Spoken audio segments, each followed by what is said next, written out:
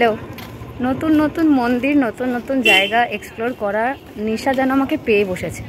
তো সেটারই টানে আমি এসে গেছি দমদমে এসে আমি প্রথমে হনুমান মন্দিরে গেছিলাম।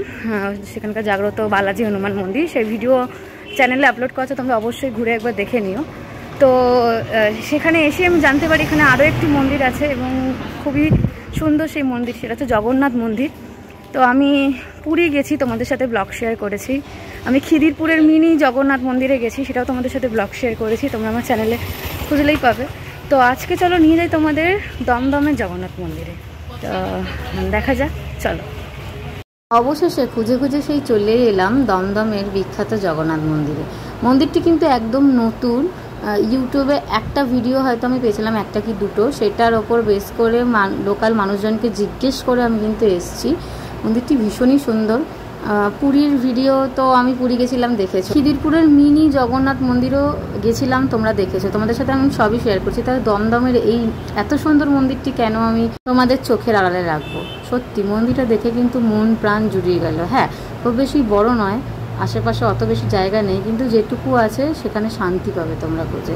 আর আমি গেছিলাম জানো বন্ধুরা, একদম ঠিক সময় আরতি হচ্ছিল। আরতির সময় তবে মন্দিরের ভিতরে কাউকে ঢুকতে দেয় না, বাইরে থেকে আরতি দেখার সুযোগ তোমরা পাবে। আরতি শেষ হয়ে গেলে মন্দিরে ঢুকতে দেয়। এই মন্দিরে ঢোকার একটা মজাদার জিনিস আমি তোমাদের বলবো, আমার কাছে মজাদার লেগেছে।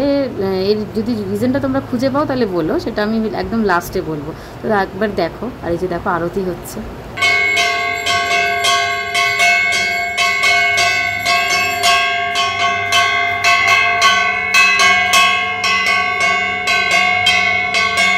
মন্দির খোলার সময় এবং বন্ধ হওয়ার সময় কখন আরতি হয়, কখন ভোগ হয়, সব কিছুই কিন্তু তোমাদের আমি ডিটেলসে দিলাম। তাহলে আর দেরি কিসে?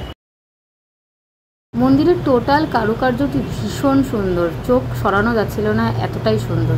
আর ভীষণ শান্তি, একটা নীরবতা কাজ করছিল। কিন্তু তোমরা কিন্তু চট করে এই মন্দিরটা থেকে ঘুরে যেতেই পারো, বেশি সময়ও লাগবে না এবং বেশি দূরেও না। তো বলে দিই বা লোকেশনটা কীভাবে তোমরা আসবে। তোমরা যেখান থেকেই দেখছো না কেন, শিয়ালদা হোক বা হাওড়া হোক, যেখান থেকেই হোক, তোমরা চলে আসবে দমদম স্টেশন। দমদম স্টেশন থেকে নেমে একটা অটো করে 10 টাকার বিনিময়ে তোমরা নেমে পড়বে হনুমান মন্দির। আর তার পিছন গলিতেই কিন্তু একটু হাঁটলে এই মন্দিরটি পাওয়া যাবে। আর যারা তোমরা আমার মতন হাঁটাপ্রেমী, হেঁটে আসতে চাও, তারা দমদম স্টেশন থেকে সোজা চলে আসবে হনুমান মন্দির, এবং হনুমান গলির পাশেই এই মন্দিরটি, একটুখানি হাঁটলেই, বেশি দূর নয়।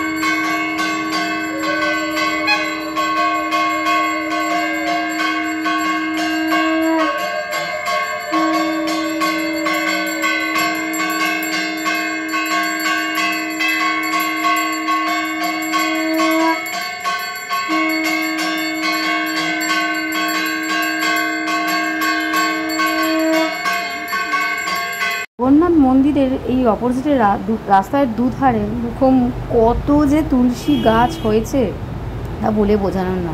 জায়গাটা জাস্ট এত সুন্দর, আমি ভাবলাম একটু এগিয়ে দেখি। এখানে জগন্নাথ ঘাট বলে লেখা আছে, যে আদৌ মানে কি সেটা একবার দেখি।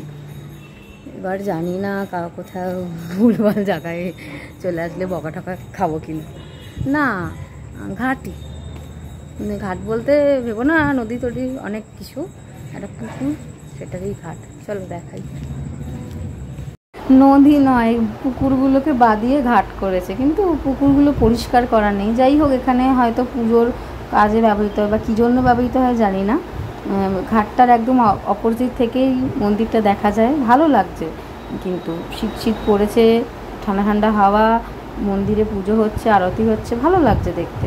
আমার তো ভীষণ ভালোই লাগে। আর এরকম দেখো একটা স্তম্ভ, এটাকে কী স্তম্ভ বলে আমাকে একটু জানিও তো। আর এই যে এখানে প্রদীপ জ্বলছে, এমনিতে তো কার্তিক মাস, আর বলেছিলাম না ভিডিও শুরুতে যেটা মজার জিনিস, এই যে এখানে মন্দিরে প্রবেশ করতে গেলে পা ধুয়ে ঢুকতে হয়। তো বেশ ভালো লাগলো। আর কার্তিক মাসে আমি বিষ্ণু ভগবানের দর্শন পেলাম তার মন্দিরে গিয়ে, এটা আমার জন্য অনেকটা। যাই হোক, আজকের ভিডিওটা এখানেই শেষ করছি। তোমরা যদি এরকম ভিডিও পেতে চাও তাহলে অবশ্যই আমার চ্যানেলটাকে সাবস্ক্রাইব করো।